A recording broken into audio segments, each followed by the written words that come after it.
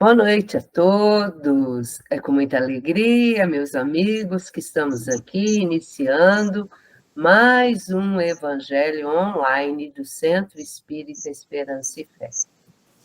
É dia de recarregarmos as nossas energias, né, para a semana, para podermos irmos cada vez mais galgando um degrauzinho da nossa evolução, né? E agradecendo sempre a Deus, nosso Pai, pela oportunidade de estarmos aqui no planeta Terra, nesse momento de grande aprendizado, ao nosso querido Mestre Jesus e o nosso querido codificador da doutrina espírita, o Allan Kardec, que logo, logo nós vamos aí sermos convidados para o seu aniversário. E teremos surpresa no aniversário dele, hein?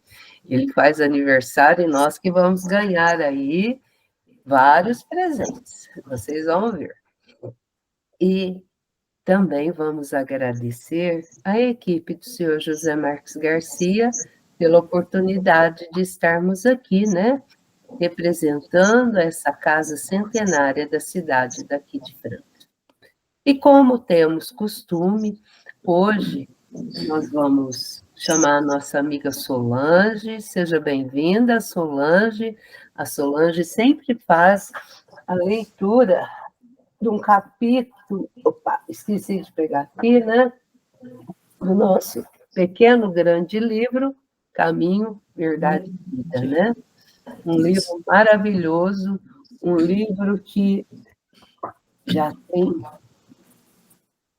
ele já tem aí, cadê o ano? Ah, a primeira edição não está aqui, mas ele já está beirando seus 70 anos, né? Se eu não estou enganada. E os assuntos que o Emmanuel trata aqui são atualíssimos, né? Então, a nossa amiga Solange, né, vai trazer para nós essa leitura. Boa noite, querido. Boa noite a todos. Obrigada, Tânia, pela oportunidade.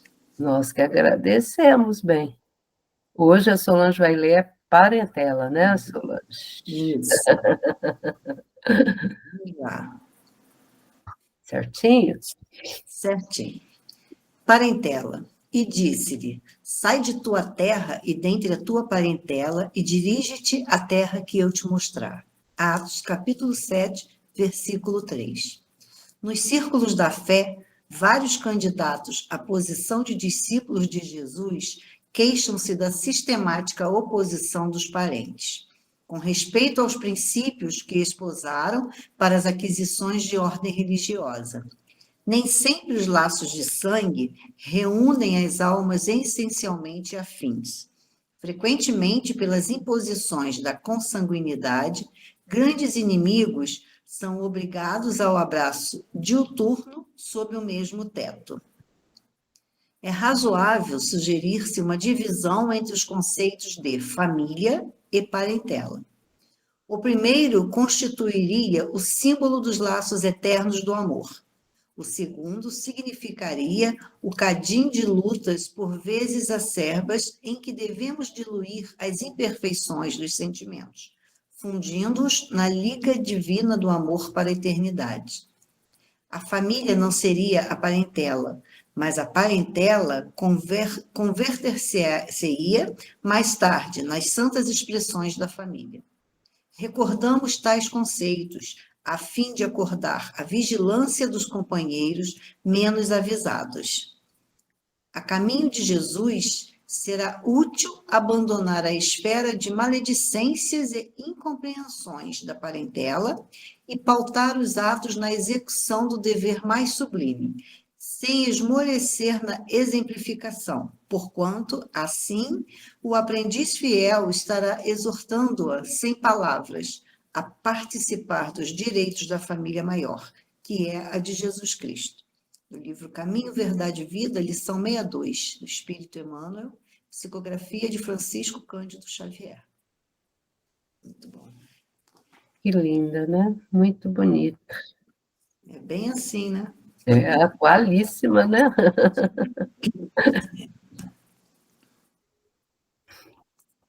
Então, vamos, né, retornando aqui. Então, meus amigos, vamos nesse momento agradecer muito a Deus pela oportunidade de estarmos aqui.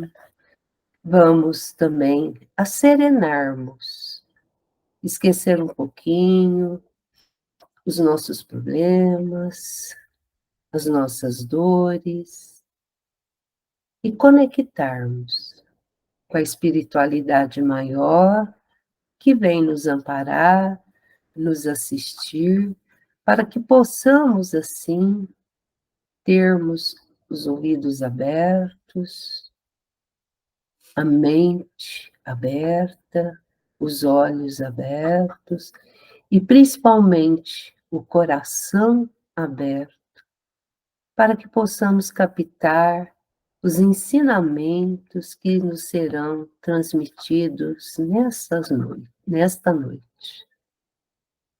Pois não compreendemos ainda muita coisa que nos é passado, mas devagarzinho, de degrauzinho, vamos adquirindo esses conhecimentos que ficarão nas nossas mentes e que nos acompanharão encarnações e encarnações.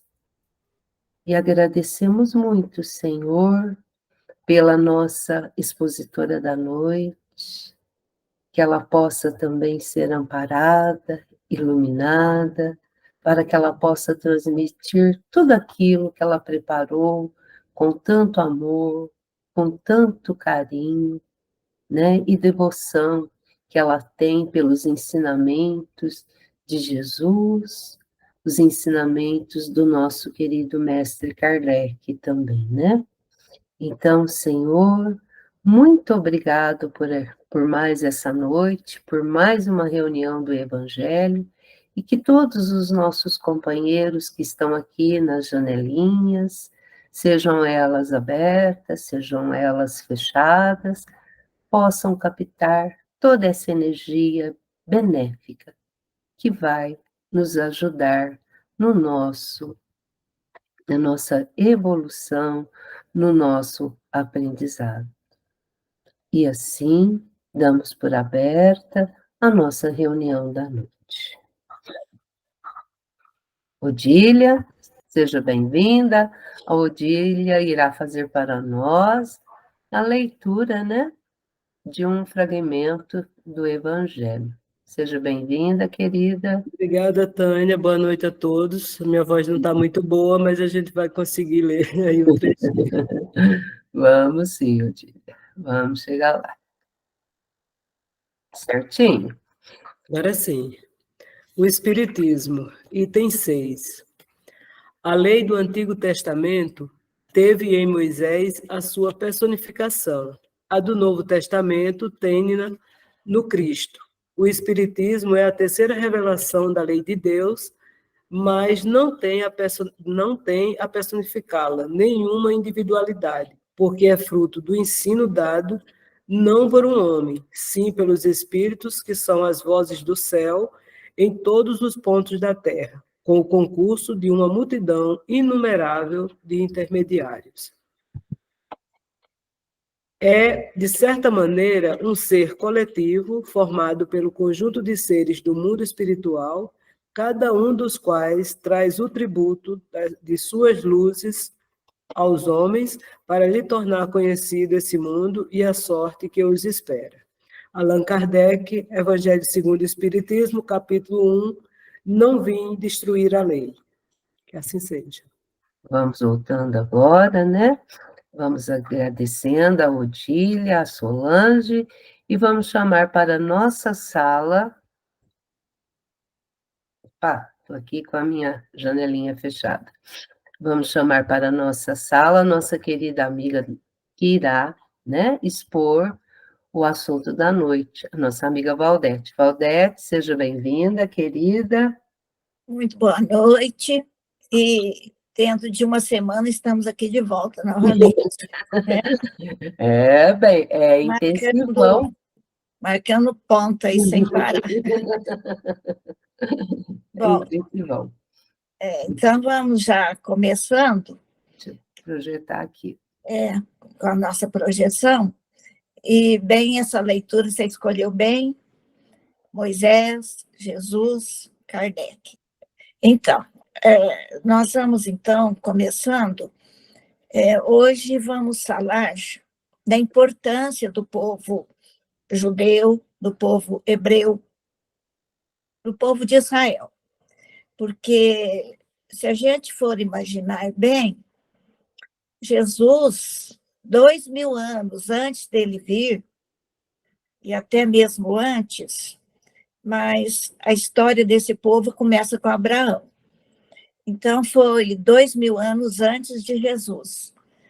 Ele, então, já foi preparando com toda a paciência, porque o que ele tem conosco em abundância é paciência, porque a gente teima, a gente desobedece, e ele está aguardando, ele está esperando, ele está orientando, porque ele é o governador da terra, ele já era antes da terra existir. E então a gente imagina todos esses profetas, todos esses enviados, inclusive o Kardec, com certeza já vinha ligado a esse povo aonde Jesus escolheu para nascer. E a gente vai entender melhor por que esse povo, por que esse lugar. E tem também o símbolo desse lugar, desse povo, representar a humanidade.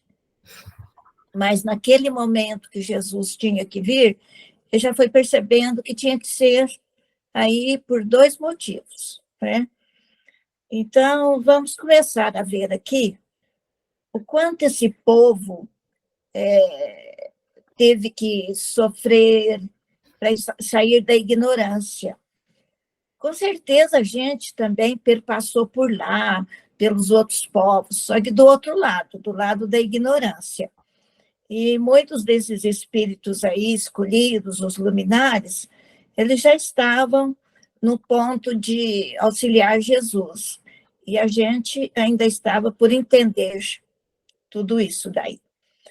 Nesse mapa, até com essa figura aí, nós temos o Abraão saindo ali daquele lugar onde tem o número 1, onde era a Suméria, nessa cidade de Ur, perto aí dessa torre. Então, ele sai dessa cidade e resolve ir com a sua família em busca de uma terra prometida que Deus lhe prometera. E então ele vai, não, ainda não. Opa, Não, você disparou aí. peraí. Deixa no Abraão. Aí. Isso. Aí ele vai lá para o número 2, a terra de Canaã. O número 1 é onde hoje é o país chamado Iraque. Mas aí antes, o país hoje não simboliza nada daquelas civilizações que passaram por aí. Porque aí passaram civilizações muito inteligentes, mas muito cruéis, que disputavam muito os lugares. Foram impérios que foram criados aí, Império Babilônico, que caiu, depois o Império Assírio, depois veio o Império Babilônico de novo, aí veio o que existia lá onde é o Irã, que é vizinho daí, os medos, os persas, depois veio a Grécia com o Alexandre. Então, era um império que chegava no auge, caía e era dominado por outro, e assim foi. E hoje não está muito diferente, não. A gente já teve a queda da União Soviética e os Estados Unidos, que sempre brigou. Parece que a China está subindo como um grande império que quer engolir o mundo. Então, esses impérios são como polvos, que com seus tentáculos eles vão envolvendo o mundo, mas eles têm uma certa durabilidade. Aí cai por terra, porque eles fogem do intuito da lei de Deus. daquilo que Jesus propôs na evolução do planeta Terra. Então, eles caem por terra. Bom, o Abraão chegou na terra de Canaã. Na terra de Canaã, aí você pode passar para aquele quadro. Ele não está muito visível, mas dá para a gente ver, eu fiz um tracinho azul na sequência. Abraão, que casado com Sara, teve o Iraque, mas com a serva dele, porque achou que a Sara não ia ter filho, teve Ismael.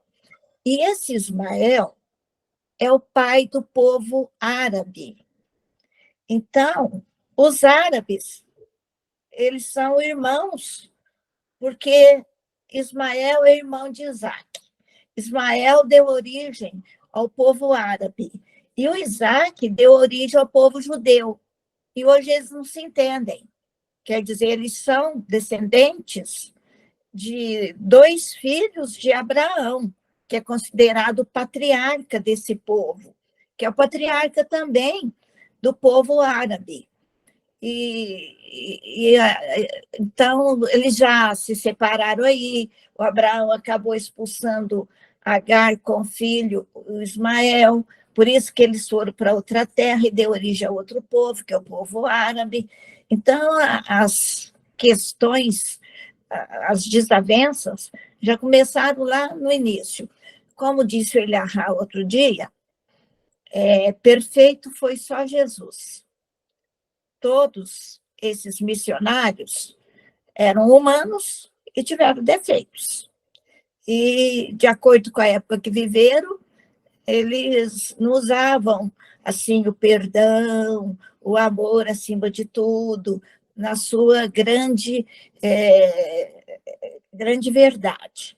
Eles tinham muitos problemas entre eles, eram belicosos, guerreavam, não entendiam um ao outro, então era bem problemático. Bom, o Isaac, ele teve 2 filhos, Jacó e Esaú, e ele enxergou em Jacó o filho predileto. Esaú acabou ficando de lado também. E o Jacó depois casou com a Lia e com a Raquel. E a Lia tinha a Zilpa, que era uma serva, e ele teve filhos com ela. E a Raquel tinha a Bila, que era também uma serva. Então, ele teve filhos com 4 mulheres. Nossa. Eram 3 patriarcas, Abraão, Isaac, Jacó. Mas foram 4 matriarcas. A Sara, mulher do Abraão, mãe do Isaac, a Rebeca, mãe do Jacó, mulher do Isaac, e o Jacó teve 2 mulheres, a Lia e a Raquel, fora essas 2 servas. Então, matriarca mesmo são 4 e patriarca são 3. E a Lia, ela teve 9 filhos com a Diná, que era uma mulher. E a Raquel teve 4. Então, são 13 filhos, mais 12 homens, que vão dar origem às 12 tribos. E a mulher, como eu já tinha falado antes, não tinha prioridade, era o homem que dava origem à genealogia. Até há pouco tempo era assim. Os filhos pegavam o sobrenome do pai e a mulher pegava dos Santos, Imaculada, Conceição, nome de santo, assim, do Rosário. Então, porque depois ela pegava o sobrenome do marido. E agora que mudou, mas antes sempre o homem que herdava da família a sua origem. Eu só queria fazer uma ressalva, que porque Levi, filho da Lia, a tribo dele acabou ficando com os ofícios auxiliares dos sacerdotes no templo. Então, eles não ganharam terra. E como que ficaram 12 tribos? É que José, que foi para o Egito, foi vendido, depois ele que levou os irmãos todos, a família toda para o Egito, que se tornou importante. Os 2 filhos dele, Efraim e Manassés, é que vão receber terra. Então, não teve terra doada a José, a tribo de José, e sim as 2 tribos dos seus filhos. Então, dá 12 do mesmo jeito, tirando Levi, junta 2 filhos de José, então vai dar as 12 tribos, né? Agora pode passar. Walter, só uma coisa, esse Ismael é o nosso Ismael aqui, nosso protetor. É. Esse Ismael, que deu origem, que foi rejeitado pelo Abraão, que deu origem ao povo árabe, ele se tornou o espírito protetor do Brasil. Então, ele foi escolhido por Jesus para ser o espírito protetor que dirige, em nome de Jesus, toda a nossa nação. O Ismael, uma hora pode contar mais sobre isso, né? Agora, nesse mapa, a gente vai ver assim, que esse povo foi para o Egito, ficou quase 500 anos lá, até que surgiu Moisés. E o Moisés é que vai tirar esse povo. E esse mapa aí mostra o trajeto que Moisés fez com esse povo, passando onde tem aquele círculo amarelo, é onde ele caminhou e recebeu os 10 mandamentos. Mas, enquanto ele recebia os 10 mandamentos lá no monte, o povo derreteu as joias e fez o bezerro. E começou a adorar o bezerro de ouro. Então, eles rejeitaram o único Deus que eles já acreditavam. Porque o grande forte dessa nação é a crença num único Deus. E como eles chamavam esse Deus de Jeová, Jeová era o espírito protetor, começa lá no Abraão, que protegeu todos esses patriarcas e seus descendentes. Então, eles tiveram esse espírito familiar que acabou protegendo esse povo, e que eles achavam que era Deus. E de jeito nenhum, porque era Jesus que tinha enviado esse espírito para poder proteger. E esse espírito cuidou também de Moisés, que Moisés era médium. Esse espírito, através de Moisés, passa os 10 mandamentos, o decálogo. E como o povo desobedeceu, Moisés era muito rígido, porque esse povo era ainda ignorante, povo relaxado, povo que não tinha aquela fé firme. Então, ele foi cruel, mandou matar líderes, ele deu castigo desse cara rodando aí no deserto, então esse traçado todo aí em curva, durante 40 anos, até que eles seguiram lá para a terra prometida, que o Moisés morreu antes, ele só enxergou antes aí no monte, a terra, mas quem deu continuidade foi seu grande auxiliar, o Josué. Até na TV Record passou A Terra Prometida, uma novela, em que o Josué mostrou como ele lutou, como ele conquistou essa terra. Teve muitos juízes, reis depois, que eles pegaram essa terra, depois que eles ficaram mais de 400 anos lá no Egito. Gente, o Brasil tem 500 anos. Ficar quase 500 anos fora do território, é lógico que outros povos ocuparam o mesmo lugar, mas eles entendiam que aí era a terra deles. E quando eles voltam, em um número grande lá do Egito, eles guerreiam, eles destroem, eles matam aquele povo que estava ali para reconquistar. Quer dizer, era uma coisa muito brutal, muito ainda ignorante, para poder reconquistar. Bom, depois que esse povo chega, reconquista, aí eles dividem todo o território nas 12 tribos. Então, todo esse... Pode passar daí.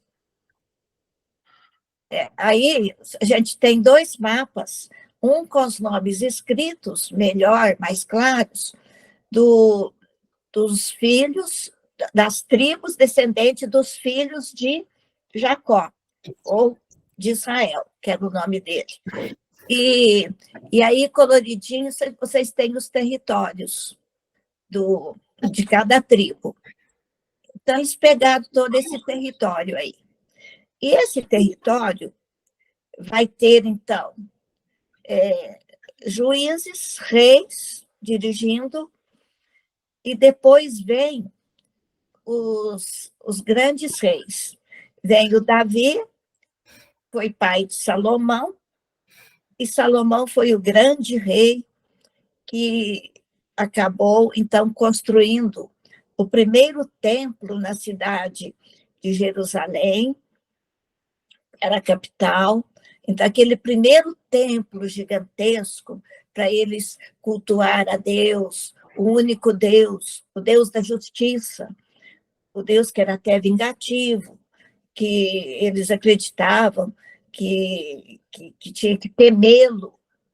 Hoje, muita gente não é diferente, não. Teme a Deus. Deus não tem que ser temido. Deus tem que ser amado, entendido. A misericórdia de Deus é muito grande para conosco. Essas leis que a gente segue, que tem a lei da reencarnação, a comunicabilidade dos espíritos, a imortalidade da alma, é Deus que ditou essas leis. Essas leis vêm dele. E a gente, entendendo essas leis, está entendendo Deus.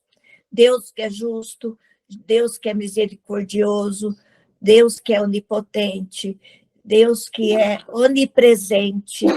Só que ele é uma inteligência. A gente não tem como imaginar ele como um ser. Ele não é um ser. Ela é uma inteligência. Até o Kardec, no livro A Gênese, manda a gente imaginar como o Sol. O Sol irradia sobre a Terra e ele espalha seus raios. Então, Deus espalha-se pelo universo todo, não só a Terra, mas todo o universo, e ele está presente em todo esse universo. Então, ele é uma inteligência que se irradia por todo o universo. A inteligência maior, que criou tudo, e que a tudo comanda, e que estabelece para cada lugar, para cada mundo que ele criou, um ser que ele criou também e que já está evoluído. No caso da Terra, ele determinou que Jesus viesse para cá tomar conta do nosso planeta.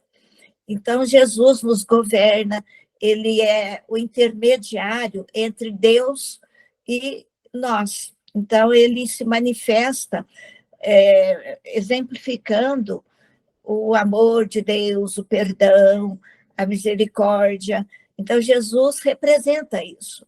Ele é um filho, o filho especial, porque já alcançou, desde muitas eras, a perfeição, e não é que ele não continua se aperfeiçoando.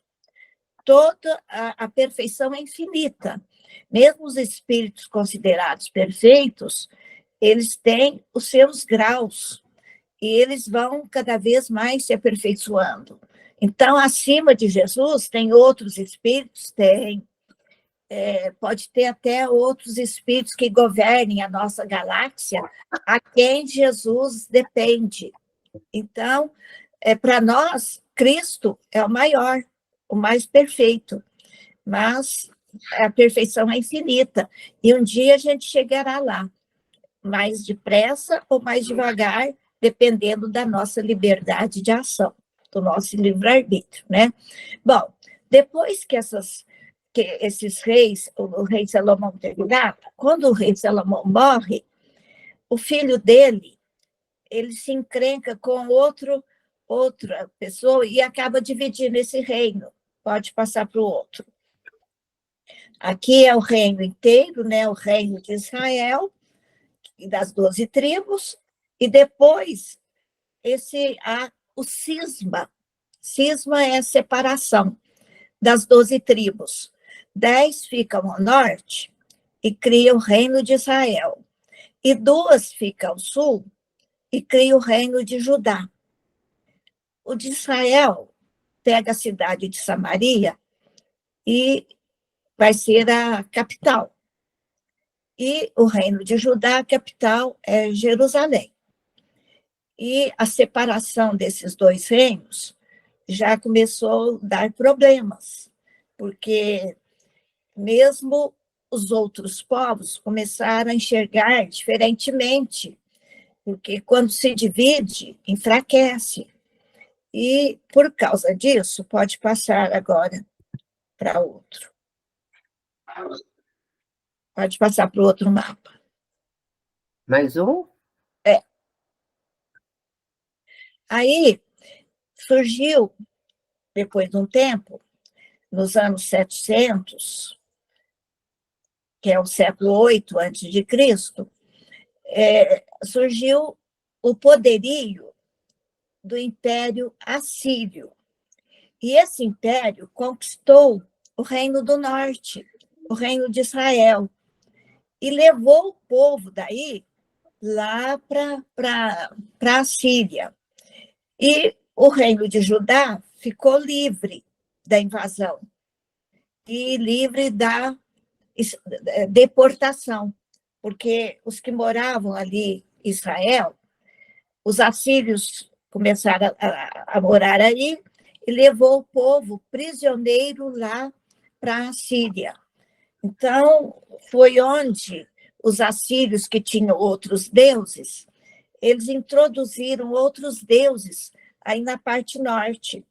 E o povo de Judá não gostava, então, passou a ter essa diferença. O povo de Judá seguindo Deus, o Deus único, o Deus Jeová deles. E o povo do norte, eles começaram a seguir também os deuses que os assírios introduziram aí. Por isso que quando Jesus conta a parábola do bom samaritano, é que ele escolhe uma pessoa detestada pelos judeus, aí da parte sul, da parte aí de Jerusalém. Então, o que fez a caridade foi o samaritano. É como se a gente pegasse e hoje e apoiasse a ditadura da Venezuela. A gente detesta como está o governo de lá. O povo venezuelano está sofrendo. E é como se fosse o governo de lá mandasse alguém auxiliar dele, que concorda com ele, para cá e fizesse um ato muito bom. Então, mostra que mesmo aqueles que estão errados, aqueles que têm outra direção na vida, a gente não tem que menosprezar, porque o que vale são os atos, as atitudes. Então, a gente tem que considerar a todos os povos do mundo, todos como filhos de Deus, nossos irmãos. Então, Jesus, nessa parábola do samaritano, ele já quis mostrar isso daí, porque veio isso daí mais de 700 anos antes dele nascer. Essa diferença já entre os 2 reinos.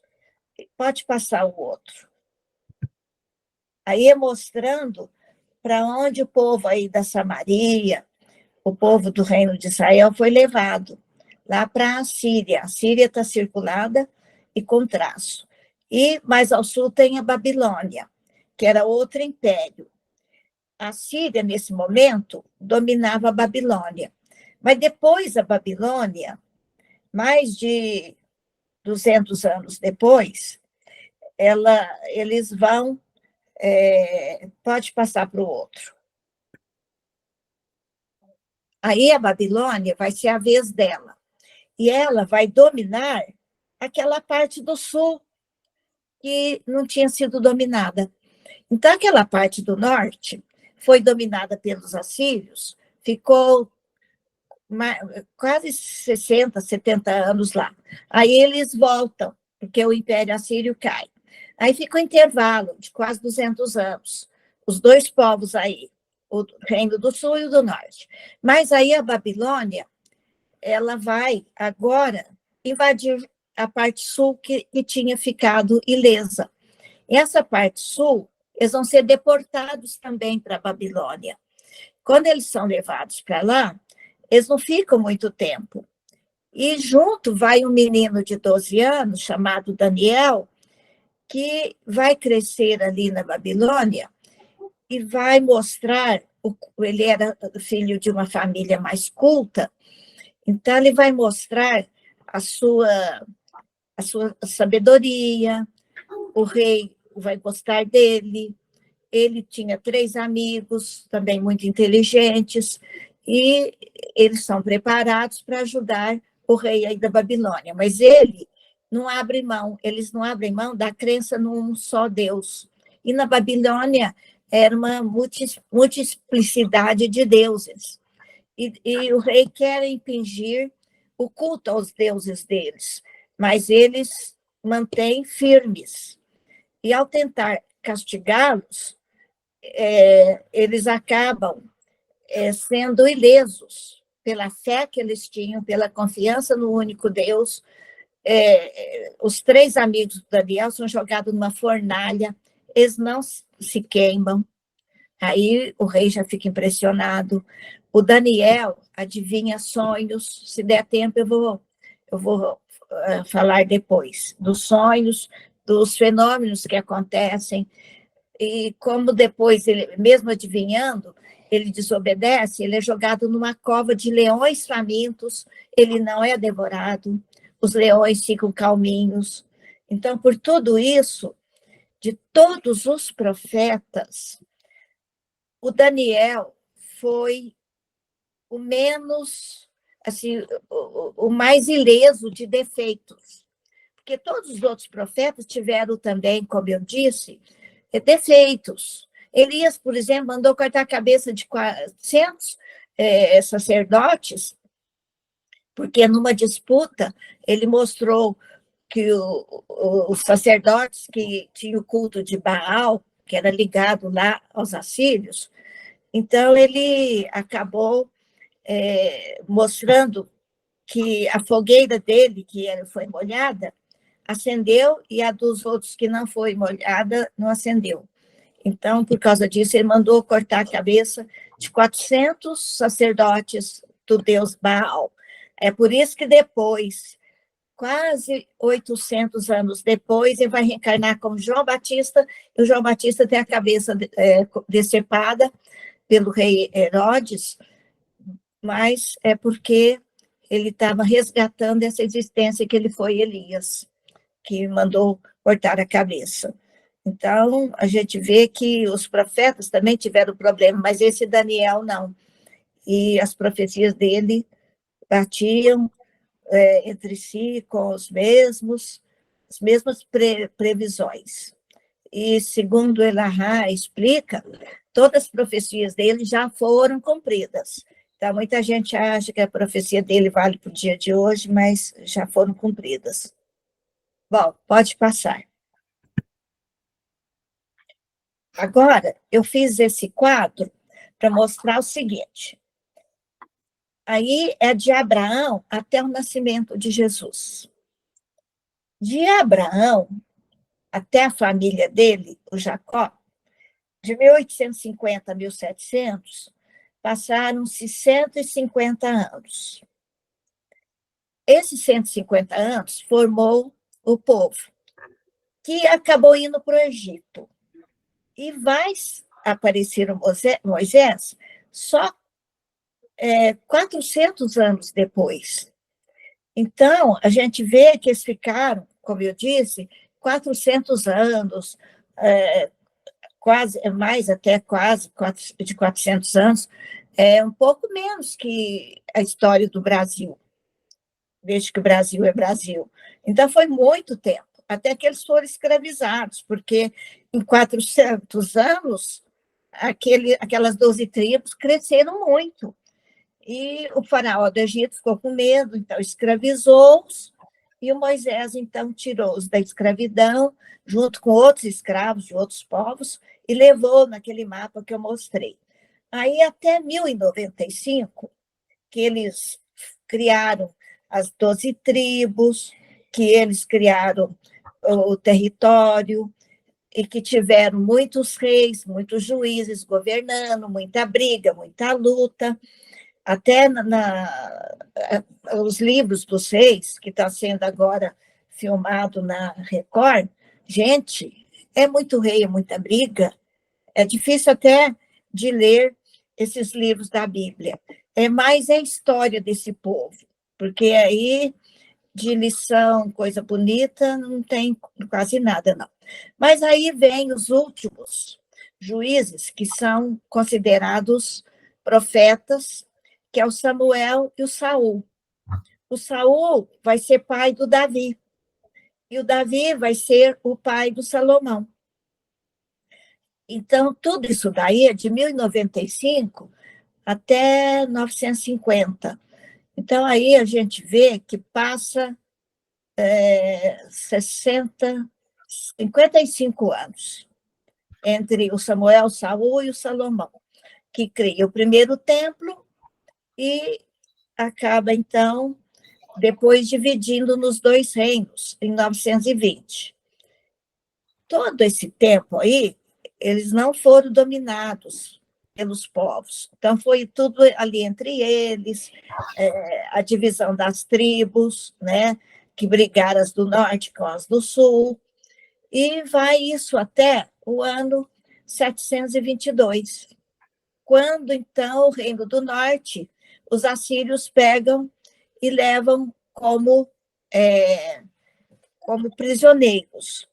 Depois passa um pequeno intervalo de 612 a 586, aí são 20 e poucos anos, aí vem a escravidão do povo na Babilônia. Então, a gente vê onde tem essas chaves, são os períodos de domínio. E entre esses períodos de domínio é que nascem os profetas. Os profetas, eles são do ano 900, mais ou menos, até 400.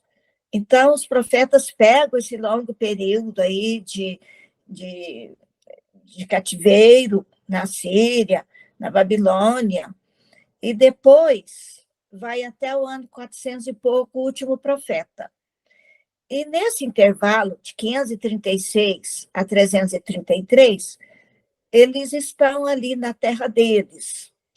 Mas vem agora o Alexandre o Grande, o grego, e vem e domina esse povo. Mas o Alexandre morre logo, mas ficam os seus seguidores.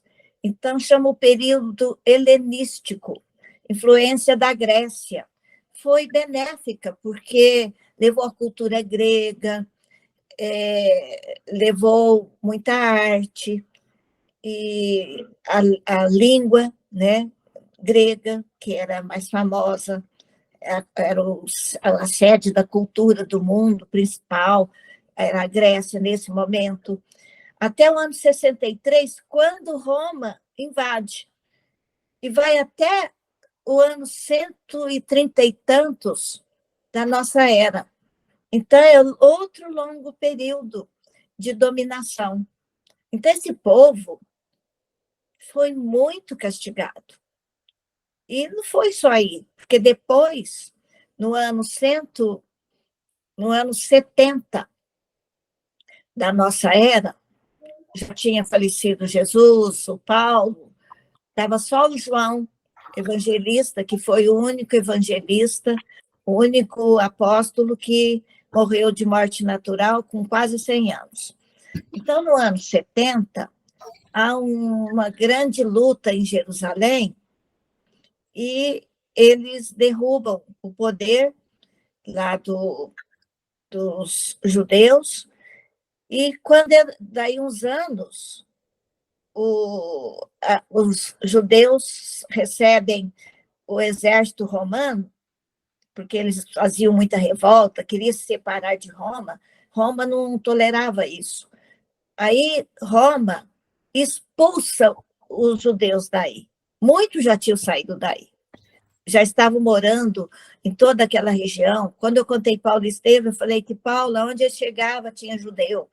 Então, mesmo na época de Paulo, que é aí nos anos 30, 40, 50, 60 depois de Jesus, já tinha muito judeu que estava fora aí da Palestina. Então, os judeus são mandados no ano 115, acho que é 115, eles são dispersos pelo mundo e só ganhou de volta esse território em 1948, quando a ONU devolveu para eles o território. Mas aí quem estava morando lá era outro povo, os palestinos. Aí surgiu outra encrenca que não acabou até hoje, porque eles pegaram o território, que era praticamente a metade, deixaram praticamente a metade, a ONU deixou para os palestinos. Mas aí os judeus, no ano seguinte, eles pegaram 75%, deixou só 25% para os palestinos. Os palestinos nunca se conformaram de perder o território, e muito menos de perder uma grande parte que tinha sido dada a eles. Então, é uma encrenca total. Esse povo enfrentou muita dominação, muita luta. E eles conseguiram sempre manter a fidelidade a Deus, não deixaram se dominar por outras crenças. Por isso que Jesus escolheu esse povo, porque eles foram muito fiéis. Agora, então, eu vou até... Aqui, na época de Jesus, como que estava o território da Palestina. Tinha os 5 divisões, 5 tetrarquias, que eram divididas entre os reis ali. E tinha o governo romano. Por exemplo, Pilatos era representante do César de Roma. E o Herodes era o governo dos judeus.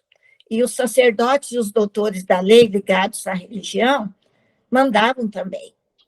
Então, tanto é que Jesus passou aquela noite que ele foi preso, foi para o Herodes, Herodes mandou para os sacerdotes devolveram para Pilatos, então ficou de jogo de empurra ali, até que o Pilatos lavou as mãos e entregou, porque o povo ali que quis, acabou matando, não foram os romanos, foi o Pilatos, que representava Roma, e lavou as mãos, ficou em cima do muro, e o povo judeu que levou Jesus à crucificação. Que eles não entenderam, porque eles achavam que vinha num berço de ouro, eles eram tão orgulhosos que não se conformaram daquele ser considerado o Filho de Deus, o enviado, né, do reino, e não entenderam nada ali de Jesus, achou que ele era um revolucionário, um feiticeiro, e que um filho de um carpinteiro que nasceu lá na Galileia, que não tinha dado nenhum profeta. Na Galileia não nasceu nenhum profeta, e Jesus era de lá. Então, eles não acreditaram em Jesus, porque para eles, o novo profeta que viria, que estava sendo previsto pelos outros profetas, por Jeremias, por Isaías, Malaquias, todos eles previram a vinda do Salvador, a vinda do Senhor. E eles esperavam que chegasse, estão esperando até hoje, num berço de ouro, então que viesse de uma família importante, ligada até ali ao templo, ao sinédrio. Não foi nada disso. E então tinha a Galileia, tinha a Samaria, a Judeia, a Pérea e Decápolis. Essas eram as áreas da época de Jesus. Eu já falei um pouquinho, né? Agora eu quero falar, já andei comentando, o que eu tirei do livro de Emmanuel, A Caminho da Luz. Tirei tudo isso aí de lá. Lá em A Caminho da Luz, ele fala de todos os povos da antiguidade.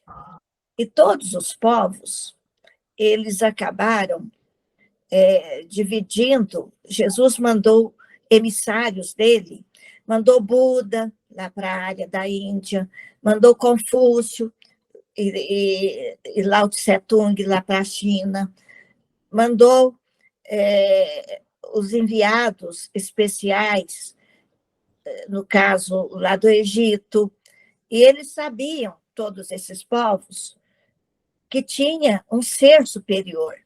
Mas para o povão, eles sentiam que o povo gostava de cultos, então eles criaram o politeísmo, inventaram vários deuses. E quando, mais tarde, o Constantino, que foi o imperador de Roma, que criou o concílio de Nicéia, aonde eles inventaram que Maria era virgem, e inventaram também na Santíssima Trindade, Pai, Filho e Espírito Santo. Isso daí, lá na Índia, também tinha a Trindade. Então, foi a Igreja Católica, os romanos, que pegaram e trouxeram desses povos politeístas o que Jesus tinha abolido, e que o povo judeu continuou crendo num único Deus. Aí, Santíssima Trindade vira como que uma crença politeísta, Deus é trino. Eu já comentei aqui, Deus é uma inteligência suprema, não é personalizado numa trindade. E Jesus não é Deus. E essa crença está entre cristãos que não entenderam a mensagem de Jesus, né? Então, eu vou ler aqui e comentando rapidinho. Os pontos negativos do povo judeu. Então, o povo judeu era um povo que veio exilado. Eles, os hindus, os egípcios e ali os gregos, que Emmanuel fala, esses aí vieram lá de Capela. Mas existiram outros povos. Lá na China, em outros lugares, tiveram povos que foram muito importantes. Até aqui na América. Se a gente for ver, os incas, os maias, os astecas, ali no México, ali no Peru, eles foram os índios que fizeram coisas que a gente não acredita, que lá no meio daquela montanha da cordilheira lá do Peru, eles fizeram aquelas construções tão maravilhosas, tinha agricultura com irrigação, feita naqueles morros, sem ter muita erosão, com técnicas. Então, não foi só esses 4 povos lá do Oriente, lá da Europa, que foram exilados. Mas então vamos ver desses 4 aqui. Então, fala que eles foram os mais fortes, mais homogêneos, porque até hoje, Elahá fala assim, se um japonês vem para o Brasil, na 3ª geração, o neto já não está falando mais a língua dele e já se incorporou na cultura brasileira. O judeu, não. Ele chega, mantém a cultura, mantém a língua e dificilmente casa com outro povo. Então, até hoje, como eles foram esparramados pelo mundo, ficaram sem terra, 1.800 anos, porque de 100 e pouco até 1948, que eles pegaram a terra de volta, dá mais de 1.800 anos. Eles ficaram vivendo em todos os pontos da terra e mantiveram a sua fé, o seu Deus. Então, essa certeza da existência de Deus, e por causa disso, eles sempre se julgaram superiores aos outros. Desse orgulho deles de querer menosprezar os outros, deixar de lado, mostrando que a crença deles sempre foi superior e não respeitar assim as outras crenças, né? Então isso aí foi prejudicial. Então eles eram conscientes dos seus valores superiores Então, eles se consideravam uma aristocracia espiritual, então eles tinham uma vaidade, um orgulho muito grande. E orgulho é uma chaga da humanidade, como diz no Livro dos Espíritos, né? Então, eles eram pouco acessíveis a se unir aos outros povos. Por isso que eles foram tão perseguidos. Na Inquisição foram eles perseguidos, o Hitler perseguiu esse povo, e eles mantendo só entre eles, fraternidade entre eles, que eles se ajudam muito, né? Então, eles enriqueceram.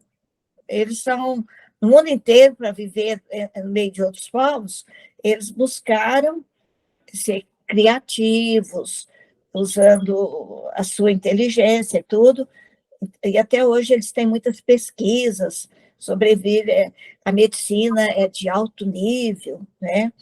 Então, eles são muito, assim, até hoje, exclusivistas, né? E que consequências vieram desses orgulhos, né? Desse orgulho, desse egoísmo.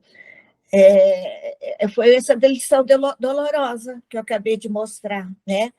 Viver em todos os lugares e com consequências nefastas do orgulho, do exclusivismo. E isso é lição para todos nós, né? Agora, aspecto positivo é que eles anteciparam aos outros povos e foram fraternos entre si, teve uma fé que não caiu nunca, morreu nunca, o Deus único, essa fé soberana, por mais que tentaram colocar ali outros deuses, não admitiram, por isso que eles menosprezavam os samaritanos, porque ali foi influência dos assírios que foram morar lá. E aquelas tribos nômades, desprotegidas, está se referindo ali a Moisés, carregando aquelas tribos, aquelas 12 tribos, depois eles entraram lá na terra de Canaã, teve que expulsar o povo de lá, mas eles não desistiam do seu Deus. E acabaram sendo ajudados, porque aqueles espíritos que estavam ligados àquele povo ajudavam. Todo povo é ajudado. Todo povo tem os seus protetores. E eles nunca, por causa dessa fé inabalável, eles nunca deixaram, então, de serem protegidos. E aqui fala, ó, os egípcios, os iniciados hindus criavam o politeísmo para contemporizar, quer dizer, para agradar as multidões. O povo de Israel acreditava somente no Deus poderoso e amava e aprendia a sofrer todas as injúrias e tolerava todos os martírios, porque eles acreditavam nesse Deus poderoso. E sem pátria, sem lar, foi o povo heróico, né, que sobreviveu. E o primeiro evangelista que escreveu foi o Mateus. Ele começa o seu evangelho falando nas gerações. E as gerações que ele fala aqui, 14, ele vai dividindo. Nossa, já deu horário. Deixa eu só falar dessas gerações. Então, ele faz a genealogia da origem de Jesus. É aquilo que eu falei, vai pegando sempre filho do homem, homem, até chegar no José, o pai de Jesus. E aí a gente acredita que Jesus não tem o corpo fluídico. Ele é filho do José e da Maria. Né? Porque se fazem a genealogia dele, é porque acredita-se na origem de Jesus, biológica, como todo ser que nasceu aqui na Terra. Bom, então, eu vou mostrar aqui. Pode pôr, Tânia, no gráfico. Eu fiz aí as 3 etapas de 14 gerações, 14 gerações, 14 gerações, que o Mateus vai dividindo. De Abraão até o rei Davi, que é o pai do Salomão. Então, até aí, o Salomão foi uma divisa. O Salomão ele juntou as 12 tribos e ele criou o templo de Salomão. E então ele foi um rei que escreveu como chama? O livro dele é cheio de os provérbios. São poemas maravilhosos, né? E então Salomão foi um rei muito importante. Então até aí mostra que o povo passou lá pelo Egito e foi melhorando, chegou aí na 14ª geração, e já tinha dado um salto evolutivo. Já tinha, então, começado com Abraão a preparação desse povo para receber Jesus. Aí vem de Davi até o Daniel, que foi lá na Babilônia, que ele conseguiu mostrar as suas predições, a sua força espiritual. Então, o povo já tinha passado também aí pelo cativeiro da Assíria, da Babilônia, e já tinha recebido aí muitos profetas que vinham preparando o povo. Então, o povo já estava mais espiritualizado, mais esclarecido, já tinha mais ensinamentos, além lá do decálogo que o Moisés, né, conseguiu. Aí, de Daniel até Jesus, aí vem aquele intervalo de mais profetas, o domínio grego, que trouxe bastante cultura, e o domínio romano, e vem, então, o profeta João Batista. Aí chegou a hora de Jesus, a hora dele vir até nós. Então, foram 14 gerações, 14 gerações, 14 gerações, que simboliza o plano individual, espiritual, mente, corpo, espírito, que aquele povo teve que ir recebendo, e nas condições vibratórias para Jesus encarnar aí, então, no nosso meio. Então, simboliza 14 fases da evolução do povo para receber Jesus. Eu já comecei a entrar, então, lá no Novo Testamento, né? Bonito. Não chegou para ir no Daniel. Se a gente guardar isso daqui, ó, que é o principal, porque a gente vê falar muito, né? O Davi, o Daniel, e aí a gente não entendia o porquê, agora deu para entender. Então, tá. Muito bom, né, meus amigos? Olha só, uma aula de geografia com história, né? Excelente. E aí, no mês que vem, a gente, depois desse combo que nós tivemos, né? Nós vamos ter depois, em setembro, a outra parte. Valdete, querida, muito obrigada. Eu fico encantada. Eu gosto muito dessa parte histórica e a geografia junto, a gente vai localizando. E a Solange ali vai fazendo as marcações dela. Depois vai ter a provinha final, né, Solange? Então, aí a gente sente que essas duas revelações, né, anteriores ao Espiritismo, quem sabe o Allan Kardec fez parte de toda essa evolução, né? Sim. Que ele não estava aí nesse meio, para depois, mais tarde, depois de 1800 anos depois de Jesus, ele ser o intermediário entre os espíritos e nós. E nós estávamos lá ainda, né, jogando pedra, né? Pois é. Que possamos, é aquilo que eu falo, Senhor, que possamos sair dessa encarnação um pouquinho melhores, né? Mas vamos sair sim, né, meus amigos? Valdete, gratidão, minha amiga. Muito obrigada, viu? Eu que agradeço.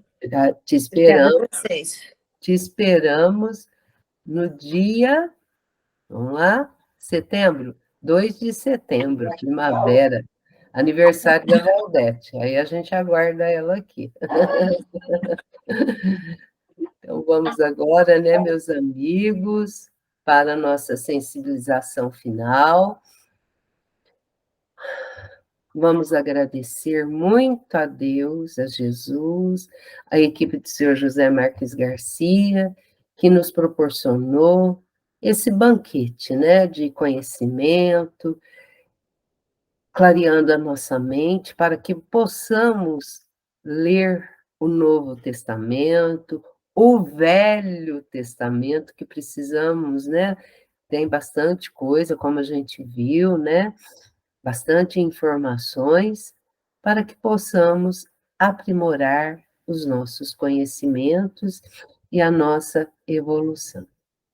Então, agradecemos muito.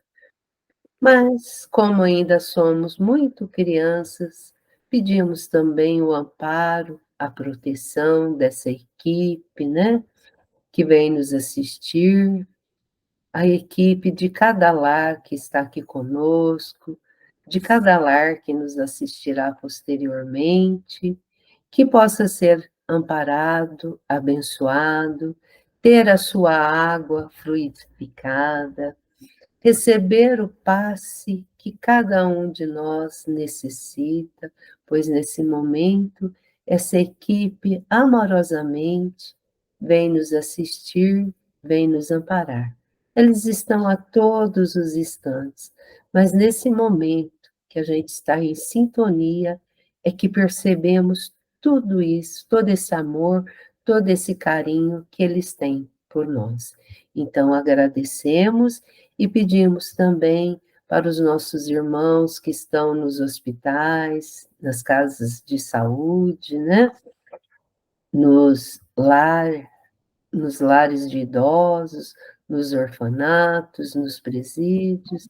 Enfim, Senhor, abençoe a todos. E rogamos também ao que ampare, que ilumine. Sexta-feira eu vou fazer oração. Sede sempre conosco, hoje e sempre. Seu Adalto. Sim. Nosso Pai, que estás em toda parte, santificado seja teu nome, no louvor de todas as criaturas. Venha a nós o teu reino de amor e sabedoria. Seja feita a tua vontade acima dos nossos desejos, tanto na terra quanto nos círculos espirituais. O pão nosso do corpo e da mente, dai-nos hoje. Perdoa nossas dívidas, ensinando-nos a perdoar os nossos devedores, com esquecimento de todo o mal. Não permitas que venhamos a cair sob os golpes da tentação de nossa própria inferioridade. Livrai-nos do mal que ainda reside em nós mesmos, porque só em ti brilha a luz eterna do reino e do poder, da glória e da paz, da justiça e do amor, para sempre. Que assim seja. Que a paz do nosso Mestre Jesus esteja sempre em nossos corações. Que assim seja, seu Adalto, que assim seja, Jesus, Maria Santíssima.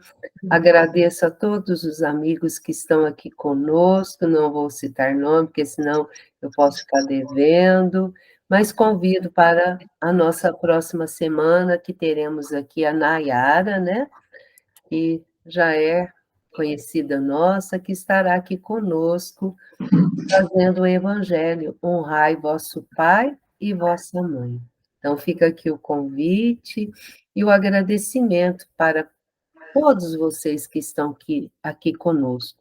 E se alguém perdeu a outra parte da semana passada, não fica triste, pois esses vídeos são todos gravados e colocados lá no nosso canal Esperança Fé Connect, tá?